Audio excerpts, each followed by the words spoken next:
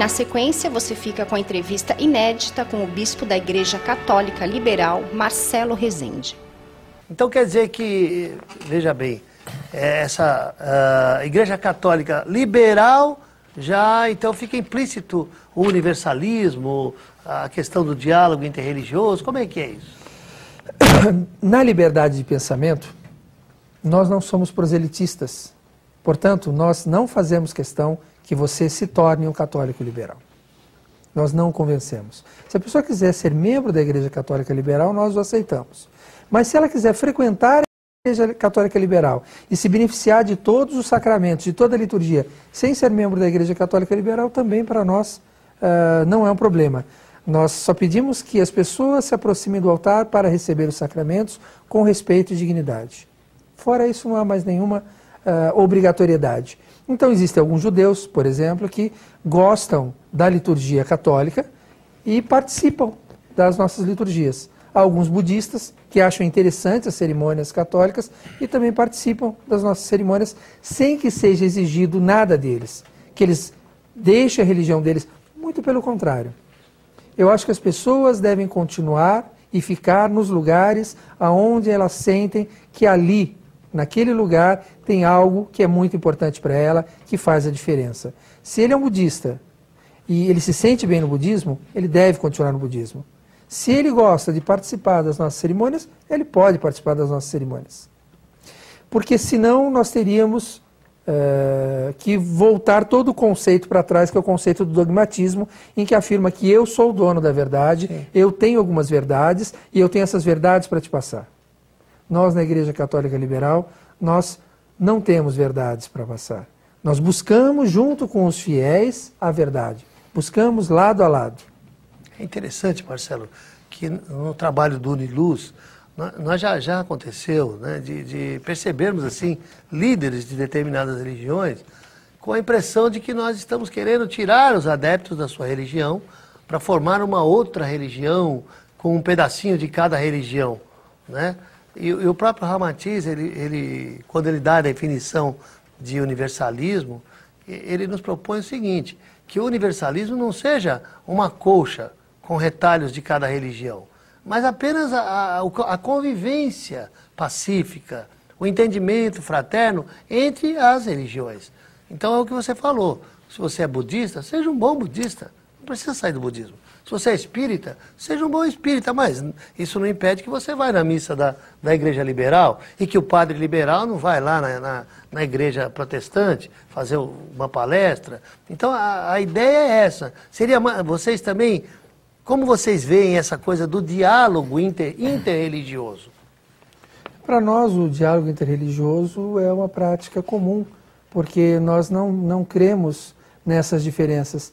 Assim como você disse no primeiro módulo, que existem tantas religiões quanto as pessoas, por que existem tantas religiões quanto as pessoas? Porque cada pessoa é uma igreja e dentro de si existe o caminho da salvação. Dentro de cada um, para o cristão existe o Cristo, para o budista existe Buda e assim sucessivamente. E esse caminho é interior. E a religião fornece o quê? A religião fornece técnicas, métodos, maneiras. A religião, quando eu digo, é a organização instituída. Fornece técnicas, maneiras, modos de fazer com que você consiga encontrar dentro de você. Te dá ferramentas. Te dar ferramentas. Então, se você pode usar algumas ferramentas em alguma hora e outras ferramentas em outra hora. Você pode participar de uma Eucaristia e sentir a presença do Cristo dentro de você e antes ou depois fazer uma meditação num sistema, por exemplo, hindu, e também da mesma forma, e encontrando esse caminho dentro de você, esse caminho da salvação que é dentro de cada um. Portanto, a pergunta não tem muito sentido, né? Não tem sentido a pergunta sobre o movimento interreligioso. Eu acho que o movimento interreligioso, o que ele provoca, o que é importante é que as pessoas aprendam a respeitar as diferenças. Sim, sem dúvida. Uma coisa que para alguns talvez seja incompatível. No módulo passado eu disse assim, olha gente, vocês aguardem aí que vai vir um maçom aí, vocês vão conversar com o maçom. E aí, olha e vê o padre, né? Mas peraí, padre e o maçom? E, né, há algum tempo atrás, isso seria, pelo menos dentro da visão geral, seria incompatível, né? Porque a religião dominante combatia, inclusive a maçonaria. Né? Você é maçom? Existe alguma incompatibilidade entre a maçonaria e a Igreja Liberal ou pelo contrário? Não, entre a maçonaria e a Igreja Católica Liberal não tem nenhuma incompatibilidade, porque a maçonaria não é uma religião.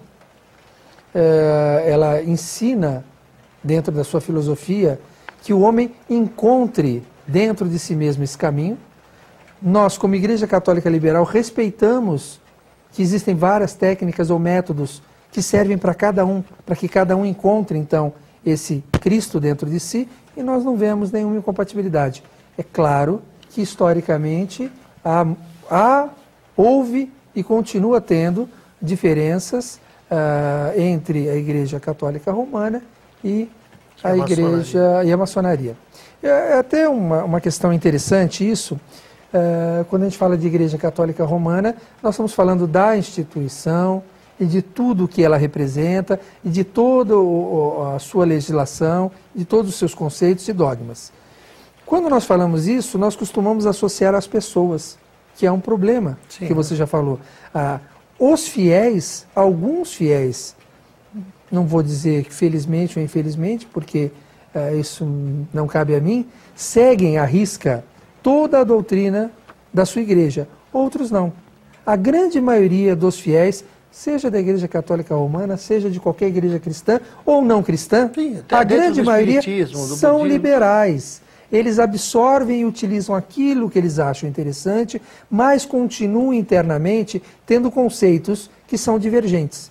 Essa divergência muitas vezes obriga com que essa pessoa não possa, de forma livre, professar essa diferença naquele meio.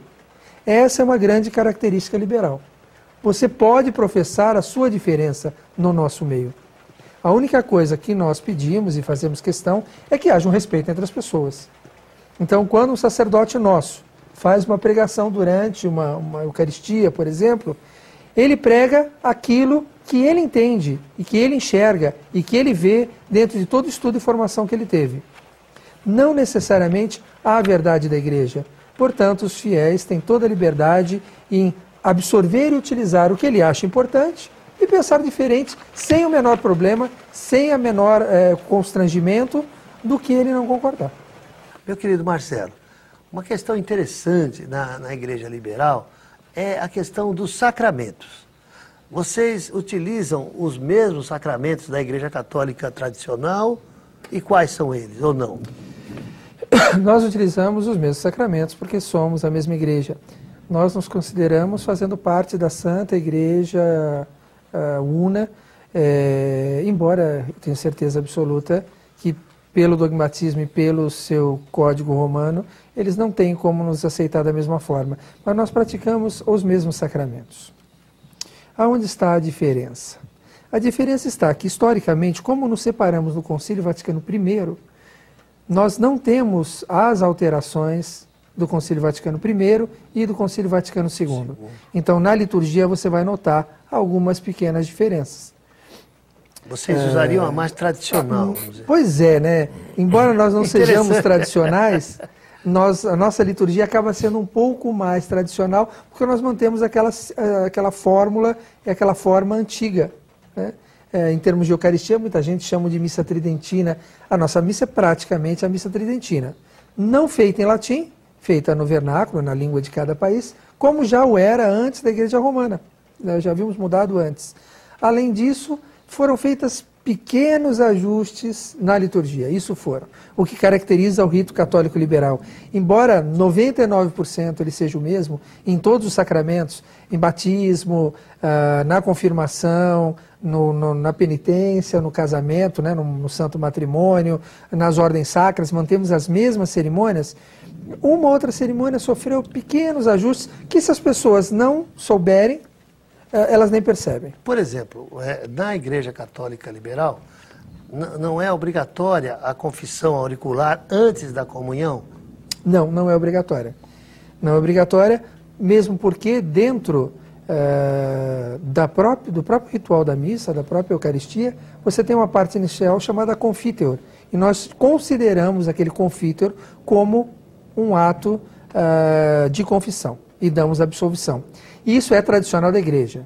A antiga missa sempre teve isso. É que a igreja, além do próprio confítere durante a missa, exigia uma confissão auricular. Na Igreja Católica Liberal, a confissão auricular é opcional. Ela existe, mas não é obrigatória. Posso te colocar numa saia meia justa? Veja bem, você é um estudante da teosofia também, né? Não necessariamente adepto da sociedade teosófica, ou ligado. Pode até ser, mas não necessariamente. E a teosofia, ela se baseia, assim, pelo menos a sua filosofia, é muito radicada no hinduísmo, né? Por outro lado, o Max Rendel, que vem da sociedade teosófica, ele vem com uma mensagem mostrando o cristianismo como uma religião do futuro, como uma religião mais moderna e mais universal. Você, como um padre católico, obviamente que você reconhece a excelência do cristianismo.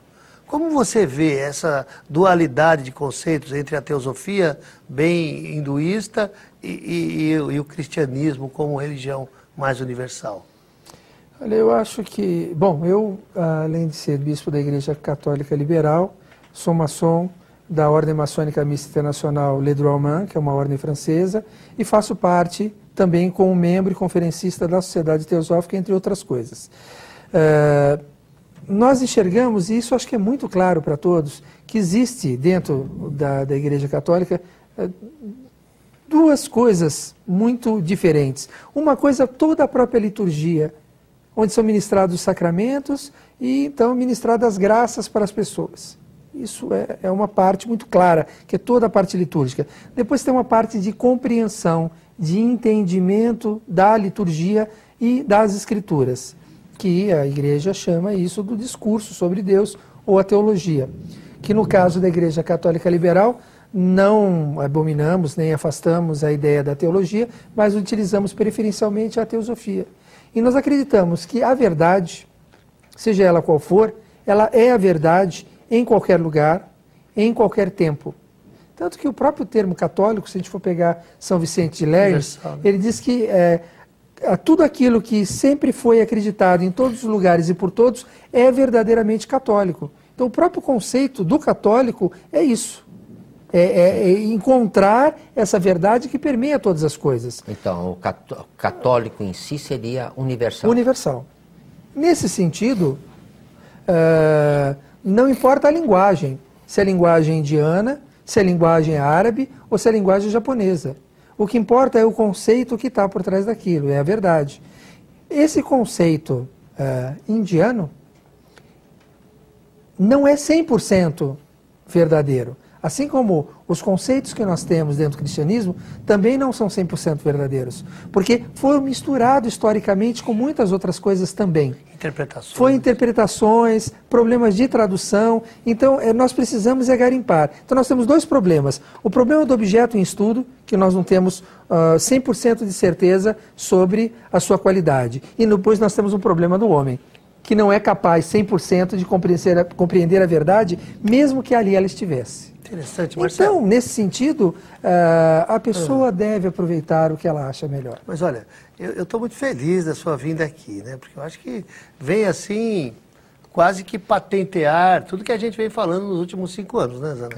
Essa posição da Igreja Católica Liberal, exatamente é tudo aquilo que eu acredito, que o Zanotti acredita e que Ramatiz tem nos trazido, né? Agora, por exemplo, se o telespectador quiser conhecer mais profundamente a Igreja Católica Liberal, vocês têm, assim, livros ou um site ou algum lugar onde as pessoas possam, uma capela, uma igreja? Como é que é assim? A Igreja Católica Liberal hoje está distribuída no mundo em mais de 30 países. No Brasil, nós temos em São Paulo, Porto Alegre, Brasília e alguns outros lugares que nós estamos abrindo, mas é muito melhor e mais fácil consultar diretamente através do site, que é www.catolicaliberal.com.br. Lá você tem não só uma quantidade grande de informações, tem áudios de várias palestras que nós temos dados e tem nossos endereços. E claro, será sempre um prazer receber todo aquele que quiser receber o benefício dos sacramentos, a graça dos sacramentos que foram outorgados, e nós acreditamos que pelo próprio Cristo nós podemos deixar à disposição de todos. Então vocês fariam, por exemplo, vamos supor, não é bem a palavra, mas a domicílio, vamos supor, lá no meu centro espírita, é um centro liberal, nós vamos fazer uma festa e gostaríamos que você fizesse uma missa. Entre em contato, você vai? Sem problema. Faríamos a missa lá sim, como fazemos casamentos em bufês, como fazemos batizados, todos os sacramentos. A mesma coisa no Ramatiz. Tem um participante ou algum elemento lá que quer se casar. Você faria o ritual dentro do centro espírita? Sim, sem problema nenhum. Ou batizaria, ou fazia um ritual da missa? Sem problema nenhum. Porque no passado nós fizemos um ritual da missa ligado à Rosa Cruz. O sacerdote é o José Maria Nogueira, né? Então não teria problema nenhum. Não tem problema. O que a gente tem que considerar, e que isso é efetivamente um limitador, é que embora nós sejamos totalmente liberais no discurso, em termos de liturgia nós não somos absolutamente nada liberais. A liturgia, a gente segue a antiga liturgia da forma que tem que ser feita. Então, para fazer uma missa tem pré-requisitos da questão do local, as coisas que tem que ter, eu tenho que levar, os horários em que as cerimônias podem ser feitas, a forma com que, quer dizer, nós não mudamos em absolutamente nada a liturgia. Eu acho que isso é que nos garante, de fato, a certeza da validade dos sacramentos e a certeza da validade da descendência apostólica, onde nós mantemos eu acho que sem nenhum liberalismo. Acho que vocês mudaram alguma coisinha. Quer que eu te falo? A questão do temor e da ira de Deus. Então, vocês não exploram isso. Quando eu estava comentando sobre a questão de pequenos ajustes que foram feitos na liturgia... Mas isso é muito importante, viu? Nesses pequenos ajustes foi diminuído um pouco a parte do temor a Deus e foi enobrecido e aumentado as partes que falavam do amor. Então, todas as partes da missa que eram relacionadas com o amor foi dado mais ênfase. E a parte, por exemplo, do pecador, sou pecador, aquilo foi levemente diminuído. Temos o Kyrie, é claro, que faz parte da missa, que o Senhor tem de piedade de nós, mas são partes importantes e fundamentais. Só não damos ênfase nessas partes. Então, é o pequeno ajuste que foi feito no rito chamado rito católico liberal. É porque eu acho que fica um pouco mais alegre a religião, né?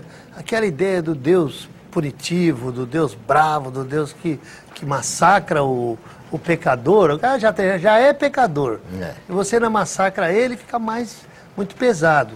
Quando eu vi essa... Porque a gente encontra muito forte isso nas igrejas ortodoxas. Sim. Muito mais do que na católica romana. Essa parte é mais trabalhada, é mais forte. Na ortodoxa? Nas ortodoxas, de um modo geral, a questão da pessoa se conscientizar do seu erro, de que é um pecador e de que precisa de arrependimento, o que não deixa de ser uma verdade, e isso é explorado de uma forma muito mais significativa. E nas pentecostais também?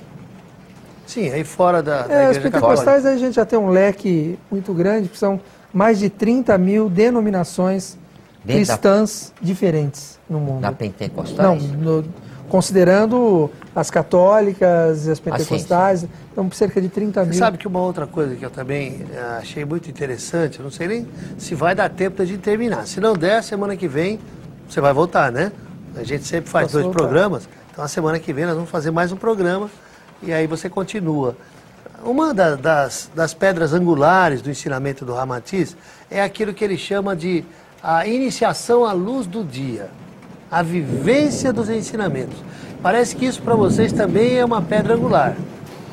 Sim, o objetivo do sacramento, de todos eles, é lembrar que existe Deus em você, lembrar da perfeição que existe em cada um de nós e da possibilidade de encontrarmos essa perfeição. E essa lembrança que é feita através dos sacramentos, é pedido nos sacramentos, durante os sacramentos, que isso se torne algo efetivo na sua vida lá fora, que no dia a dia isso se mantenha, que essa energia que você recebe, ou essa vivência que você está experimentando nessa cerimônia, que ela possa continuar na sua vida. Pois é, meu amigo, tudo que é bom dura pouco. Chegamos ao final de mais um programa, a sua despedida. Eu, como despedida, vou deixar a todos a minha bênção. Deus Pai, Deus Filho, Deus Espírito Santo, vos abençoe, preserve e santifique a todos. É isso aí. Muito obrigado pela sua presença. Chegamos ao final de mais um programa. muita paz, muita luz, um beijo no teu coração e até a próxima semana, se Deus quiser. Zana? Amigo telespectador, foi muito gratificante estar junto com você. Até o próximo programa.